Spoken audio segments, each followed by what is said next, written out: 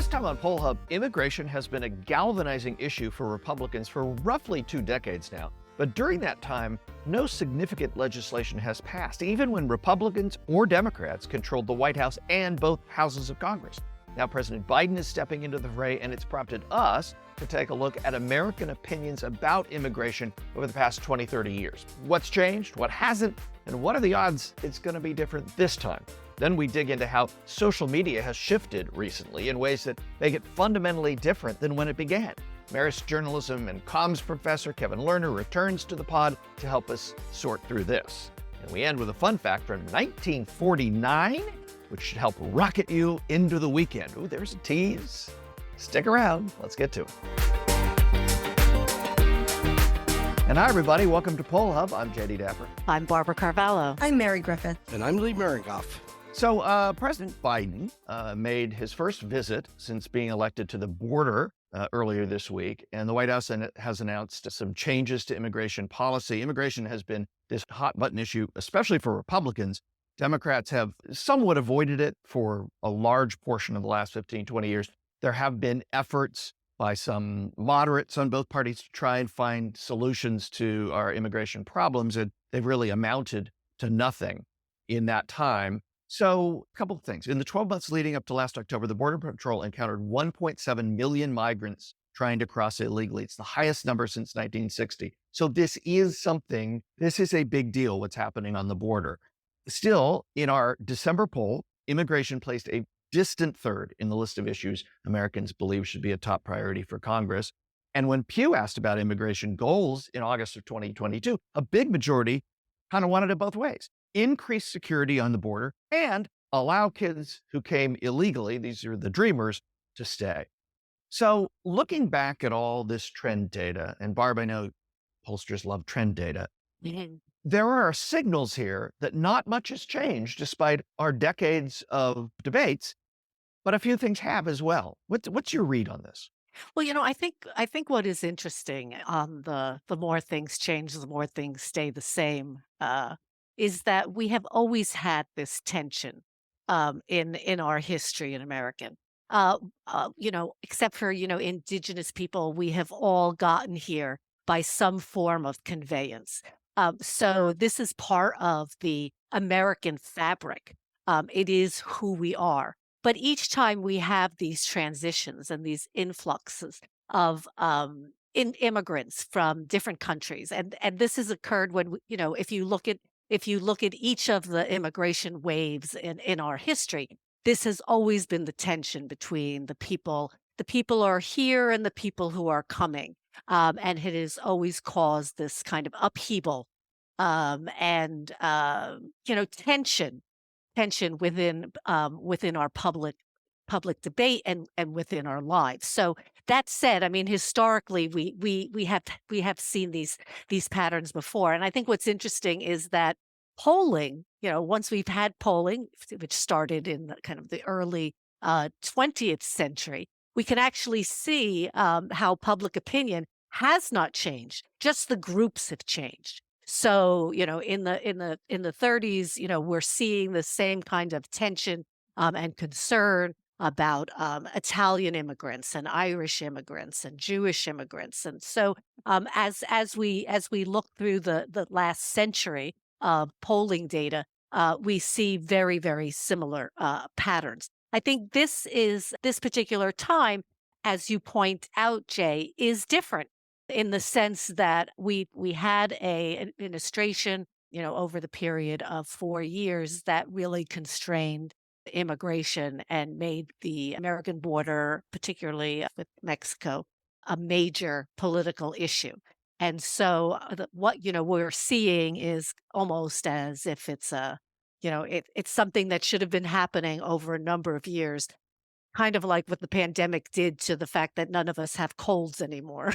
And now all of a sudden, we're dealing with this, onslaught of health issues. I think we're seeing that kind of backlog of immigration over the border has become much more intense going forward.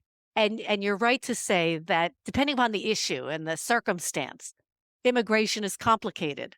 And it hasn't been dealt with even when each party has been in power because there are so many conflicting and complex issues.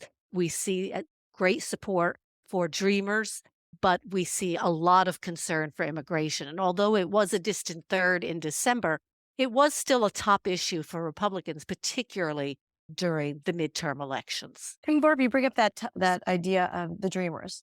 Do you think that as we talk more about, or we see more visuals of perhaps the children at the border, that public opinion may start to change? I know that has happened in the past on other issues, but I believe that the number of children crossing the border without parents is at its highest since I think 2008. Do you think that that will be a tipping point for public opinion in some way? In a sense, I was very surprised that it actually didn't become more so during the Trump administration, when there was a good amount of attention placed on youngsters and young people at the border and the issues that occurred, with dividing up families. I mean, we as not only a country, but as a society and as a global society are going to be dealing with the crisis that caused for families for many, many years to come. I think, as I've sort of noted, it's cyclical. And so right now we're in a very, very intense period of time. I think people think of the dreamers very differently than they do of the new immigrants. So the dreamers, I think, have been, they're part of the fabric of America right now. They're not necessarily young kids either. They've been part of this country now for decades. And so I think that public opinion is significantly formed on that. I mean, certainly that can change if there is, a campaign to change opinion about that. But I think there's a sense among Americans that the dreamers are a special case. Whether that translates into those who are coming now is a very, very different issue. Two things that stood out to me, because Gallup has been asking questions about immigration for a really long time. And two things stood out to me that, again, point to this split you've been talking about. One is all the way back in 1993 in July, they asked a question: do you think immigrants mostly help our economy by providing low cost labor, or mostly hurt it by driving down wages? 28% thought it mostly helped in 1993.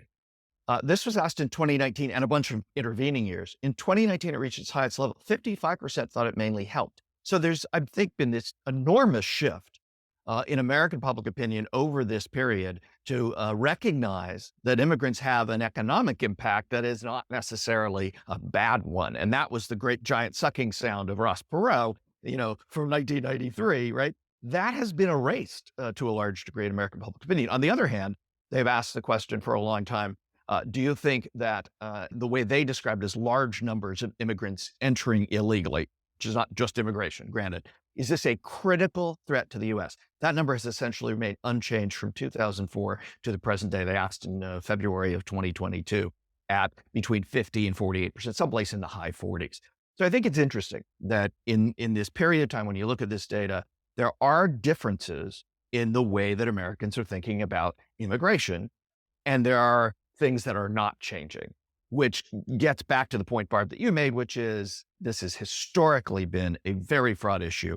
We've swung wildly from one extreme to another, and it seems to be kind of a founding American thing. We're all immigrants, and we're stuck on trying to figure out how many more we should allow in.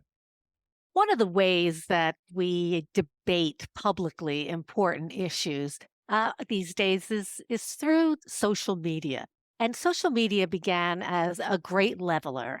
Anyone could be there, everyone could be heard, but it was kind of like what happened when we thought computers were going to give us a 3-day work week. It didn't really work out that way.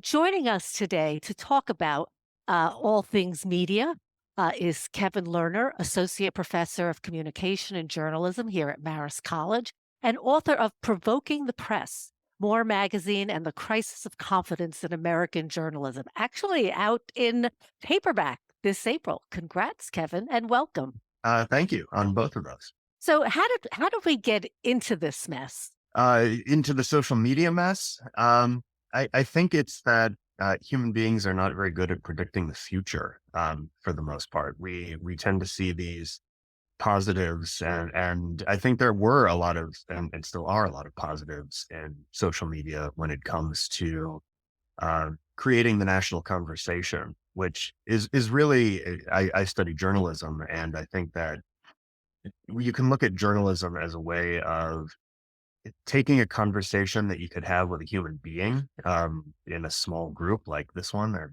5 people on this Zoom call, and expanding it out to as big as a national or international conversation.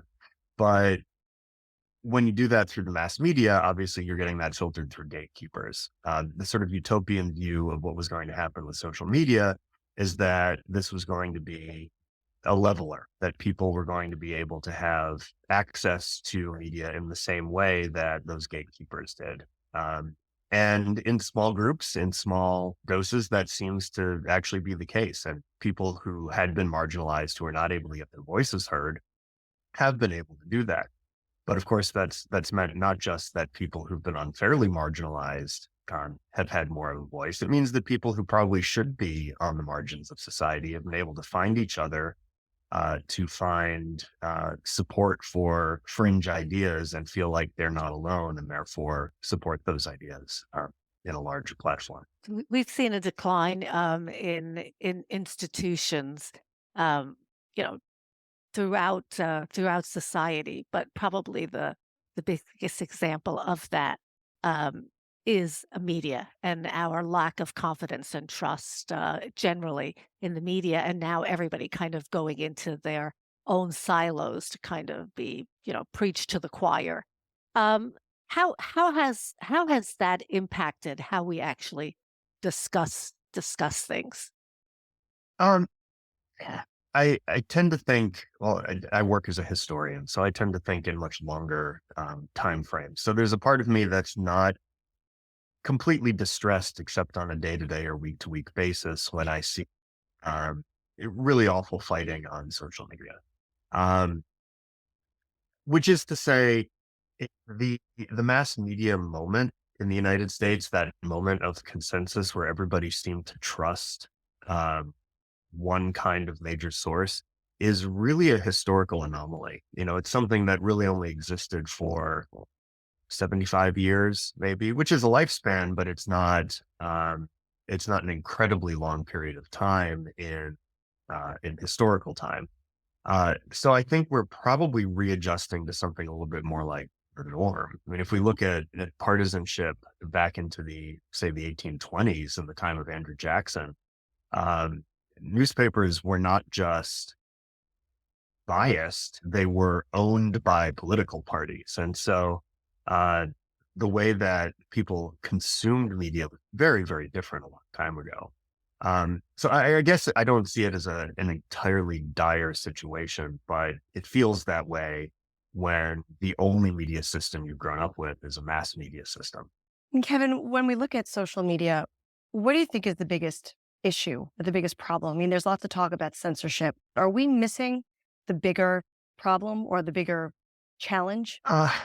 I think the bigger problem is self curation.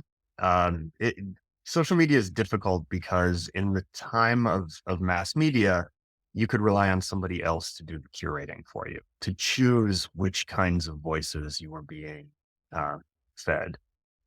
Social media, whether that is algorithmic or whether it's self chosen, is a much more difficult place to navigate as a human mind, right? When I log into Facebook or Twitter or Instagram, or notoriously TikTok, there's an algorithm that is feeding. I never log into TikTok, so this is a hypothetical. uh, but there's an algorithm that's feeding me um, the things that it thinks I want to see. And so we get this increasingly intensified version of the things we already like. And that's, as researchers have shown, that's what tends to lead toward radicalization in social media. You see increasingly more radical versions of views you already believe. So I think that's probably one of the bigger problems in the social media that is not algorithmically pushed. Um, there's a real problem of having to choose your own sources. In the early days of something like Facebook, that was easy. It was your friends circle, your family. Those were the people who you saw, and those were the posts you saw. But then, as Facebook started to develop and deliver its algorithm, um, you got to see a much wider selection of things. After Elon Musk bought Twitter, there was a bit of a mass migration to this. It's not really a site; it's a network of sites called Mastodon. And I have logged into Mastodon, and it's a very different place because there is no algorithm. You are seeing things in real time, in reverse chronological order from the people you have chosen to follow, and then gets more complicated. But you can actually start to see a slightly broader group of people, but it isn't filtered in that same way, which means it's disorienting and it doesn't feed that dopamine buzz in your brain of giving you want to see all the time. There's a little bit of a shrug. I don't know what this is. And I find myself, even though I'm probably more morally attracted to Mastodon and the people I have chosen to follow there, it feels like a less vibrant place because it's not as lively. There isn't as much new content being pushed at me all the time. And that's why those algorithms are so effective. Yeah, Kevin, one of the reasons we wanted to do this segment was because of Mastodon and Post Social and Hive on the left and Gabber and, or no, Gab and Getter and Truth Social. I can't keep track of all these vowelless sites, but that, as you point out, as journalism, as we've moved away from the town square or the conventional kind of wisdom of journalism where we all watch Walter Cronkite and we all kind of share the same story, we've moved to a very individualized or at least tribal kind of way that we get news. That seems to be happening in social media too. We did a poll in December and asked about Elon Musk. You mentioned Musk taking over Twitter. 44% of Americans in that survey thought Musk buying Twitter was a good thing. 40% thought it was a bad thing, but a huge partisan split. 69% of Republicans thought it was good. Only 21% of Democrats thought that.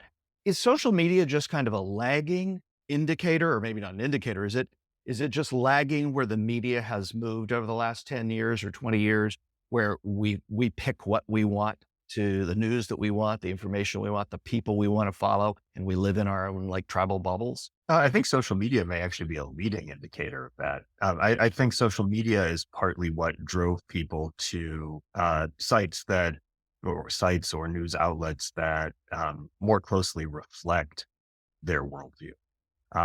So I actually think social media is coming more quickly. I think the bigger concern for me with something like Elon Musk buying Twitter is that it points out that Twitter is not nearly as universal as the people who have loved Twitter for the last 15 years have seen it to be. Right, there seems to be a view among journalists and scholars that Twitter is the world, that Twitter is a reflection of the actual conversation that is happening in the rest of the world. And I haven't deleted my Twitter account by any means, but I'm much less active there than I have been, in the last 15 years. It feels like a shell of itself when I go back there, and it has sort of exposed that Twitter is not this universal town square, to use the word you used. It is one company that is providing one forum. And so I think ultimately the largest issue is a private ownership of the public conversation. This town square being held entirely by private companies. It causes a lot of problems, both because the government may choose to regulate it. They are private companies, but there are also First Amendment implications. Do these companies need to abide by the First Amendment? Are they in some way common carriers? And there are a couple of court cases working their way through the system now that may determine that, at least from a legal standpoint, if not a philosophical one. So what, Kevin, what's our future? What does our future look like? That's a difficult question to end on. Well, yeah, you started this by saying that people are not very good about predicting the future. So, as a historian, instead of looking back, take us, back to the future.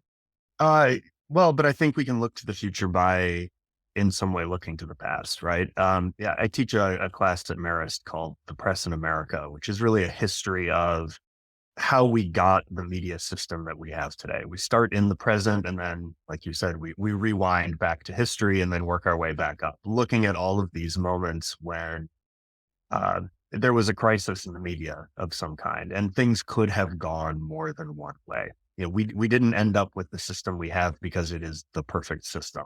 And I think anybody who's looking at that system knows that this system is not perfect or inevitable.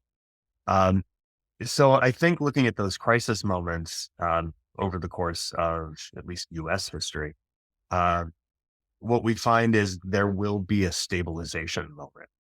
There is going to be a point 5 years, 10 years from now, where we can look back and see that all of this uncertainty was actually going to lead us to something. And what I tell my students is this is a great time to be a young person working in media because you get to invent what that future is going to be. So I know I'm skirting your question a little bit. I don't have one prediction except to say that I think we are going to have a new normal eventually. But we don't know what that new normal is, and it doesn't feel like it when you're living it in the moment. Well, that's very optimistic and also very hopeful. So, thank you very much, Kevin, for joining us today. Kevin Lerner, who is Associate Professor of Communication and Journalism here at Marist. And check out his book coming out in paperback this April, Provoking the Press, More Magazine and the Crisis of Confidence in American Journalism. Thanks so much, Kevin, for joining us today. Well, thanks for having me. Well, now fun fact time, and a fun fact which I'm particularly excited about because I actually know the answer. Okay, so here it is. Gallup, 1949.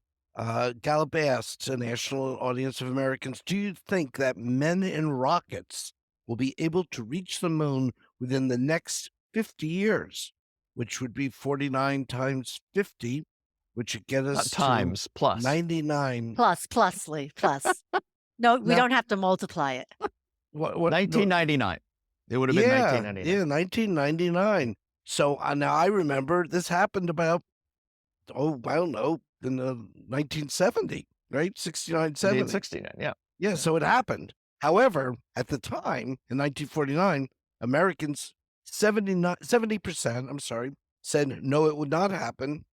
Only 15% said it would, and 15% didn't have an opinion, which was kind of a funny number.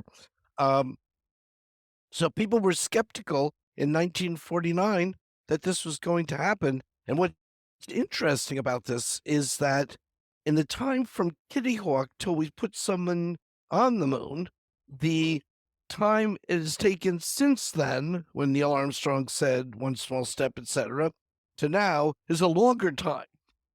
So we're a further distance from 69 than 69 was from Kitty Hawk. Unless my fingers aren't working today and I'm not counting right, which there was an No, I'm multiplying instead of adding. No, I think that's right. That's crazy. Yeah. So another way to look at that is, so how much progress have we made in, aeronautics from 69 to now? Not much, considering we went from not being able to fly to landing somebody on the moon. That's a good point, Lee. Well, I think in 1969, if you ask the question, do you think within the next 50 years we're going to be exploring other planets? The answer probably would have been sure. We just got to the moon. Why not? I think it's interesting because it's funny to have a question that actually proves Kevin's point that people are pretty bad at predicting the future. But in 1949, we're just a couple of years out from the end of World War II, and I guess the moon seemed very, very, very, very far away. I just take issue with the wording, the question wording. Will men go to the moon? Yes, I saw that. That's my issue. Although women have been in space, women haven't been to the moon. So, Excellent point, Jay. If they had and as I always say, I'm still waiting for flying cars. You and Judy Jetson.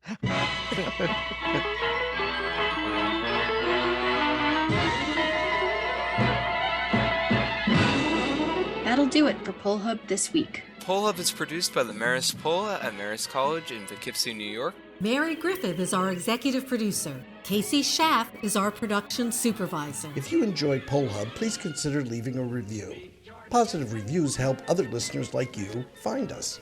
If you'd like to learn more about polling and survey science, check out the Marist Poll Academy, our free online learning portal accessible from our website. If you have questions for us, tweet them directly to @MaristPoll. Remember, you can always tell your smart speaker to play Poll Hub. And with any luck, it will cooperate. Finally, wherever you listen to Poll Hub, There is a subscribe button. Click it, and the latest episode will be ready for you in your podcasting app as soon as it's released. We'll see you next time. Stop